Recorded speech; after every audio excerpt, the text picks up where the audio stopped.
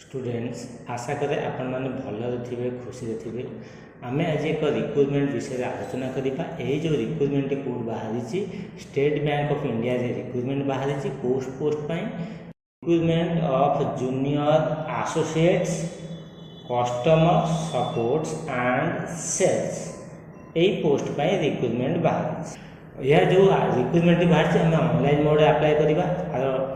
Online registration of application and payment of fees तार deadline होची 11 अगस्त 2026 start date एवं तार शेष तारीख होची 31 अगस्त 2026। बर्तमान तार रजिस्ट्रेशन पेमेंट डेट स्टार्ट होगलानी। आपण माने यथाशीघ्र कौन करेंगे अप्लाई करेंगे। आपण माने जदि चाहते तार डिटेल्स पाइबे ऑनलाइन तार वेबसाइट होची sbi.bank.in/web/careers/current openings रे क्लिक कला परे कौन कर वेबसाइट क्लिक करी तार डिटेल्स आपण माने पाई पारे। वर्तमान आम डेरी कर वैकेंसी विषय देखिए। वैकेंसी कौन बहुत गुड़े स्टेट वैकेंसी बाहरी। बर्तमान आम देखिए ओडिशार सर्कल हो भुवनेश्वर। ये भुवनेश्वर सर्कल बा ओडिशा स्टेट लैंग्वेज होची ओडिया। ये ओडिशा स्टेट रे केतोटी वैकेंसी बाहरी। ओडिशा स्टेट रे 1100 पोस्ट टोटल वैकेंसी बाहरी। केते 1100 पोस्ट यह मतलब कैटेगराइज अच्छी। ऑल ओवर इंडिया रे हम जो देखिबा ऑल ओवर इंडिया रे बाहरी 7680 पोस्ट ऑल ओवर इंडिया। बर्तमान आम डेरी कर आम आउ टे आगू जा आम डेट वैकेंसी विषय जानले। बर्तमान एज लिमिट विषय जानला। एज लिमिट कौन? एज लिमिट हूँ आपण मानक मिनिमम 20 वर्ष रु 28 वर्ष बयस भितर हो। 20 वर्ष रु 28 वर्ष बयस भितर हो केते सुधा 1/4/2026 सुधा। ताने कैंडिडेट जो मैंने एप्लिकेंट्स अप्लाई करेंगे तांकर डेट ऑफ बर्थ 2/4/1998 पूर्वर हो नथिबो किंबा 1/4/2006 परे होई नथिबो।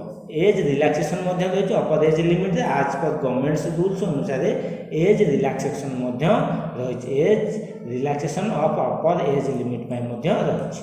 बर्तमान आम आउ टे आगू जा। बर्तमान देखिए आम क्वालिफिकेशन कौन देखा। बर्तमान आम देखा क्वालिफिकेशन एसेंशियल एकेडमिक क्वालिफिकेशन आज ऑन 31/12/2026 31/12/2026 सुधा एसेंशियल क्वालिफिकेशन कौन? Graduate in any discipline from a recognised university और any equivalent qualification recognized such as by central government of India. कहया गले आपण माने ग्रेजुएट होइथिबा आवश्यक है। ग्रेजुएट होइथिले आपण माने कोन करी अप्लाई करि परिबे। वर्तमान देखिले हम कोन एसेंशियल एकेडमिक क्वालिफिकेशन देखिले या पर हम देखियो तार एग्जाम कोन कोन अछि। एग्जाम पैटर्न टिके हम देखिबा। एई एग्जाम पैटर्न ने आर अछि प्रिलिमिनरी एग्जाम अछि आ मेन एग्जाम अछि है कि कौन कहे। The selection process will consist of online test preliminary and main test and test of specified opted local language test रही।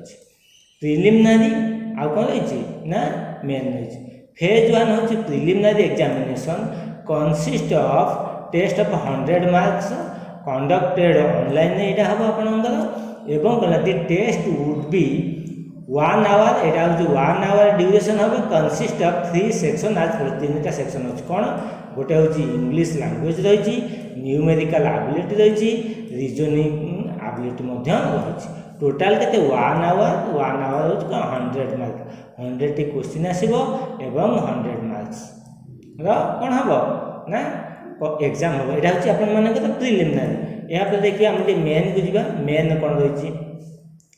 फेज 2 हूँ main examination structure of main examination would be आज follows कौन रहा।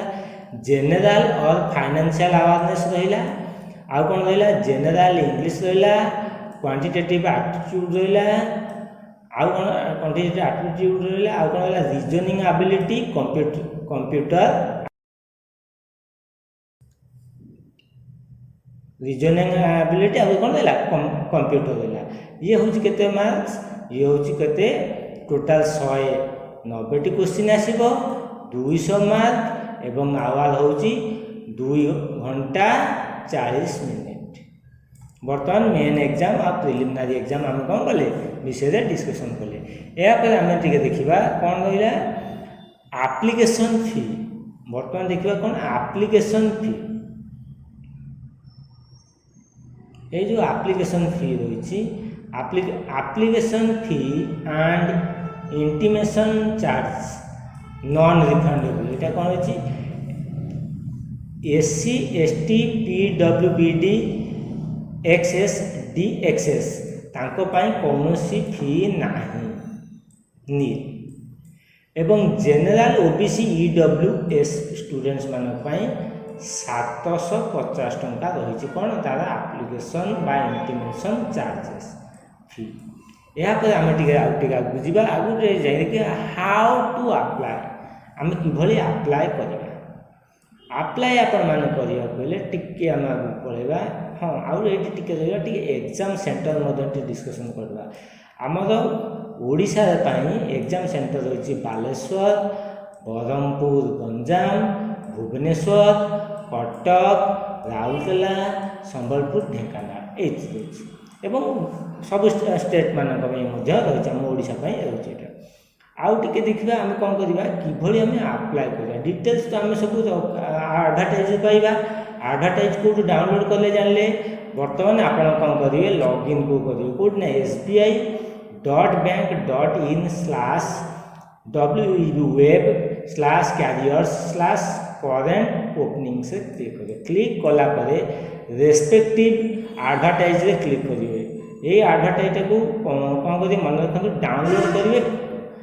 रेस्पेक्टिव एडवर्टाइज क्लिक करी download करेंगे download कर clear कर पढ़ी क्लीयर कट भाव पढ़ी बुझिक डॉक्यूमेंट्स गुड़ एकत्र करके अप्लाई ऑनलाइन क्लिक करके कौन करेंगे आपण मैंने प्रोसीड करेंगे एप्लिकेशन सब एप्लिकेशन सठिक भाव फिलअप करके फाइनल सबमिट करेंगे। स्टूडेंट्स आज आम एसबीआई जो पोस्ट बाहरी से पोस्ट विषय आलोचना कले सम्यक संक्षेप आलोचना करछि मु चाहूनी आपण मानकर टाइम को वेस्ट करने आपण मैंने वेबसाइट रू डिटेल्स एडवर्टाइज डाउनलोड करी ताको भल भाव पढ़ी एवं सठिक समय भितर ताको कौन करेंगे अप्लाई करके यार ये जो पोस्टर लाभ उठातु।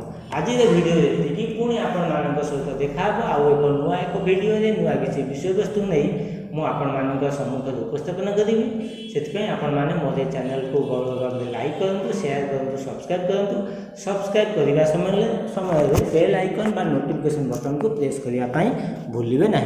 आज वीडियो देखिए रही आपण मानक अशेष अशेष धन्यवाद।